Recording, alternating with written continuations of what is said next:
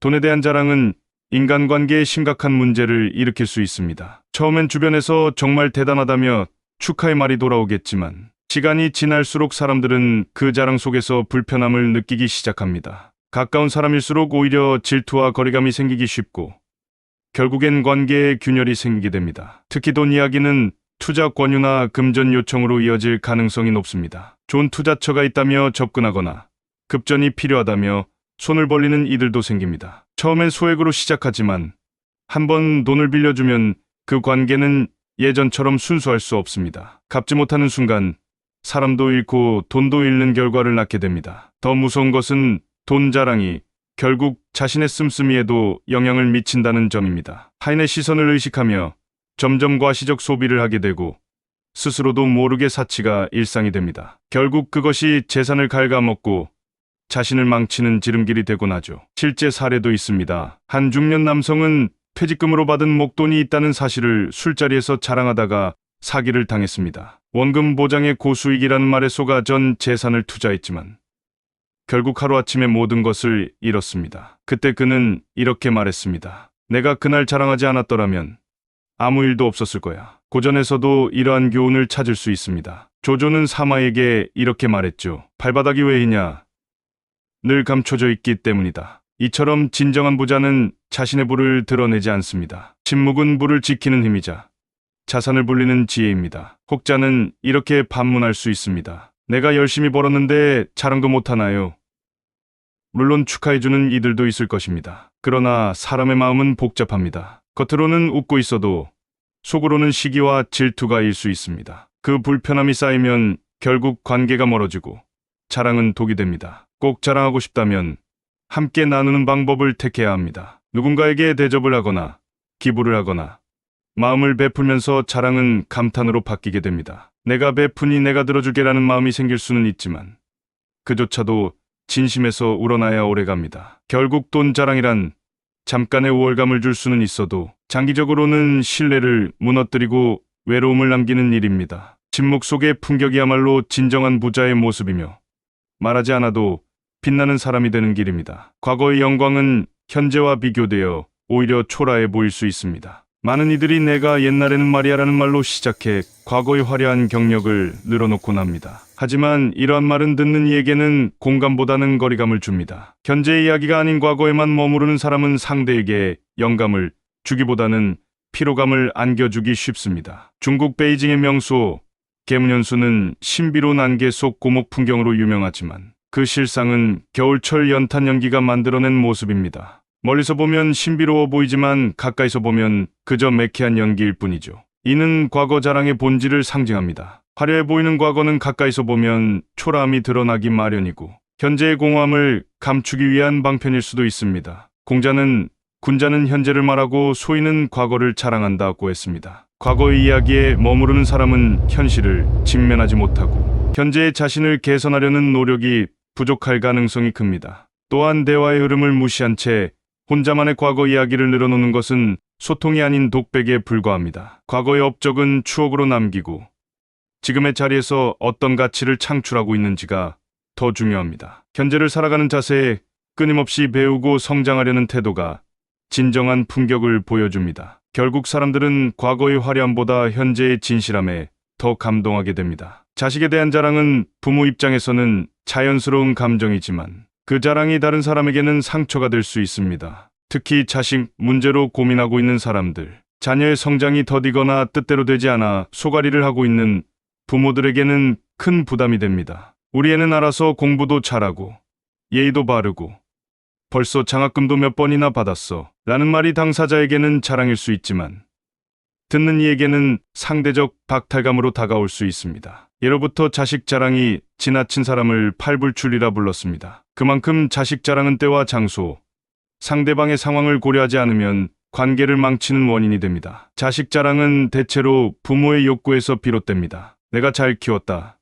나는 부모 역할을 잘하고 있다는 무의식적인 인정 욕구가 투영된 경우가 많습니다. 더 나아가 자식 앞에서 하는 자랑은 아이의 정서에도 영향을 줍니다. 다른 사람 앞에서만 칭찬받고 가정 안에서는 비판이나 무관심을 경험한 아이는 자존감이 낮아지고 자신의 존재가 부모의 자랑 도구로 전락한 듯한 인상을 받을 수 있습니다. 또한 부모의 자랑이 아이에게 부담이 되면 실패를 두려워하고 실수에 극도로 민감해질 수 있습니다. 더불어 자식 자랑은 비교로 이어지기 쉽습니다. 우리 아이는 이런데 너희는 왜 그래?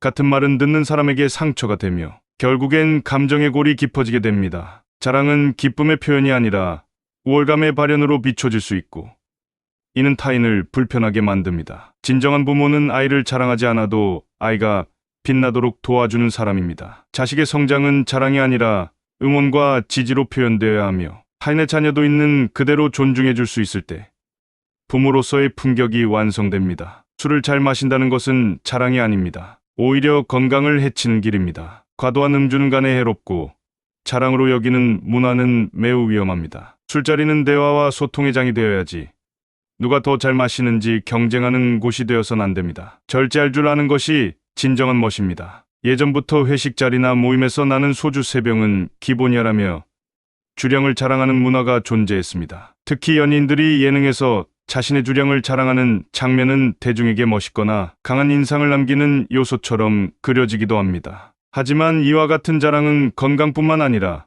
사회적 관계에 있어서도 바람직하지 않은 영향을 줍니다. 술을 자랑하는 사람들은 마치 그것이 용기나 능력처럼 느껴지기도 하지만 실상은 절제력을 잃은 무분별한 행동으로 비칠 수 있습니다. 주량을 자랑하는 것은 결국 건강을 담보로 한 무리한 행동을 정당화하는 것이며 이는 장기적으로 본인의 간 건강과 면역력 저하로 이어질 수 있습니다. 실제로 젊은 시절 술고래로 불리며 자랑했던 이들이 중년 이후 간 질환이나 알코올성 질병으로 고생하는 사례는 주변에서도 흔히 찾아볼 수 있습니다. 또한 술 자랑은 듣는 사람에게 부담을 줄 수 있습니다. 특히 술을 잘 못 마시는 사람에게는 위축감을 주거나 마시기 싫은 상황에서도 억지로 따라야 하는 분위기를 조성합니다.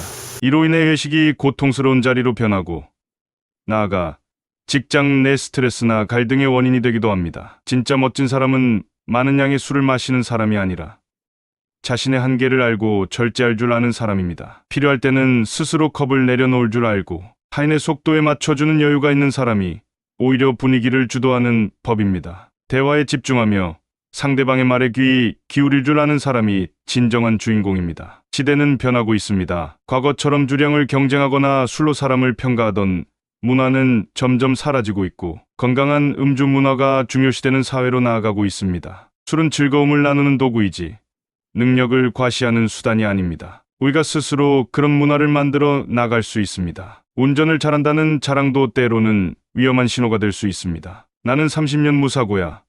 한 번도 딱지를 떼본 적 없어라는 말은 자칫 자만으로 비춰질 수 있고 실수 한 번 없는 완벽한 운전자가 있다는 착각을 심어줄 수 있습니다. 운전 경력이 길다고 해서 반드시 안전한 운전자인 것은 아닙니다. 습관적으로 신호를 무시하거나 과속을 일삼으면서도 사고가 없었던 것은 실력이 아니라 단순히 운이 좋았던 것일 수 있습니다. 그렇게 운에 기대어 습관을 유지하다 보면 어느 순간 예기치 못한 사고를 맞이할 수 있습니다. 실제로 어느 운전자는 본인의 운전 실력에 대해 늘 자랑했지만 방어 운전과 주의력은 점점 떨어지고 있었습니다. 결국 골목길에서 무단횡단하는 아이를 미처 발견하지 못해 아찔한 사고를 낼 뻔했습니다. 그 이후 그는 진짜 실력자는 조용히 안전하게 운전하는 사람이라는 걸 깨닫게 되었다고 합니다. 운전은 자신의 안전뿐 아니라 동승자와 보행자, 다른 운전자들의 생명과 직결된 일입니다. 신호 하나, 차선 하나에도 세심한 배려가 필요한 영역입니다. 운전을 잘한다는 자랑보다는